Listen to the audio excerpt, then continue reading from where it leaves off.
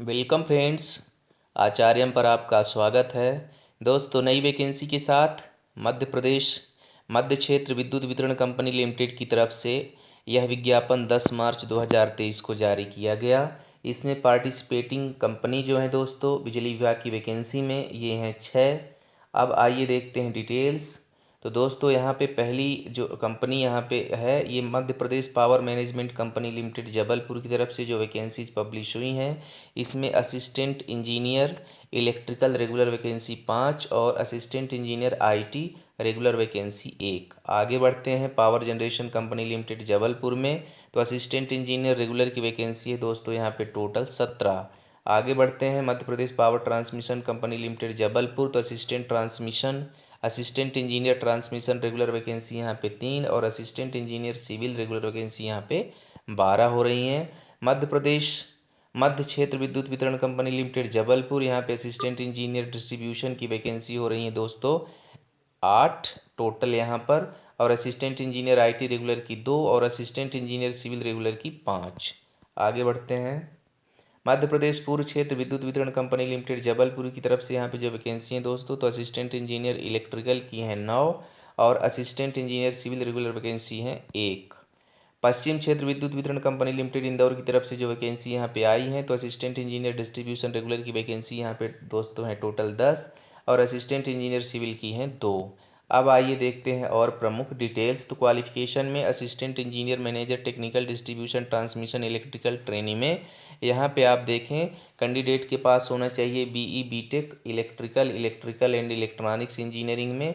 Unreserved OBC के लिए कम से कम 65% मार्क्स हों और शेष के लिए 55%, और साथ में होना चाहिए वैलिड गेट स्कोर कार्ड। दूसरे नंबर पे दोस्तों assistant engineer manager IT training में, तो कैंडिडेट्स के पास होना चाहिए regular BE BTech IT computer science engineering में।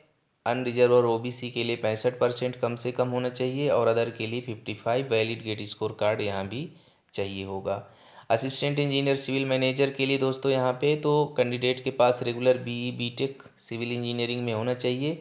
अनरिजर्व ओबीसी के लिए होना चाहिए 65% मार्क और अदर के लिए 55% मार्क्स।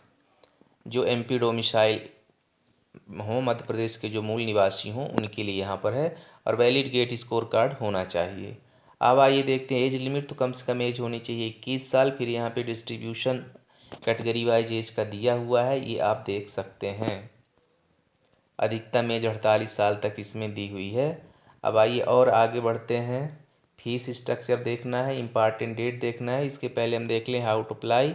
तो दोस्तों यहाँ पे जो इसका पोर्टल का जो वेबसाइट लिंक दी हुई है portal.mpcz.in, यहाँ से जाके आपको ऑनलाइन करना होगा, रजिस्ट्रेशन करना होगा, पासवर्ड बनाना होगा और ऑनलाइन अप्लीकेशन सबमिट करना होगा। फ़ीस की बात करें दोस्तों, तो अनरिजर्व कैंडिडेट के लिए यहाँ पर 1200 रुपये इंक्लूडिंग जीएसटी, और अदर जो बचते हैं उनके लिए 600 रुपये इंक्लूडिंग जीएसटी फ़ीस रहेगी।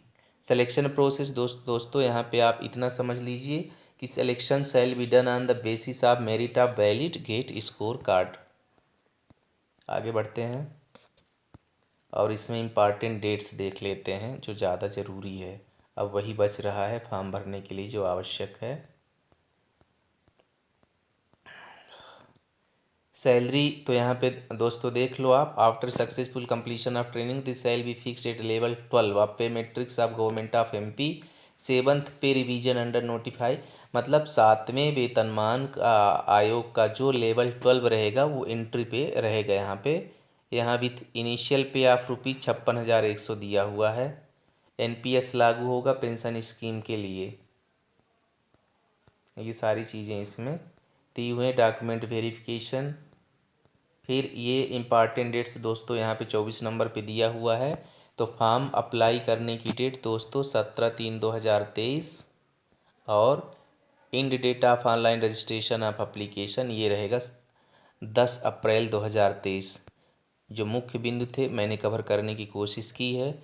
दोस्तों, यदि चैनल पे नए हो तो चैनल को ज़रूर सब्सक्राइब कर लीजिए। मिलते हैं नए नोटिफिकेशन के साथ।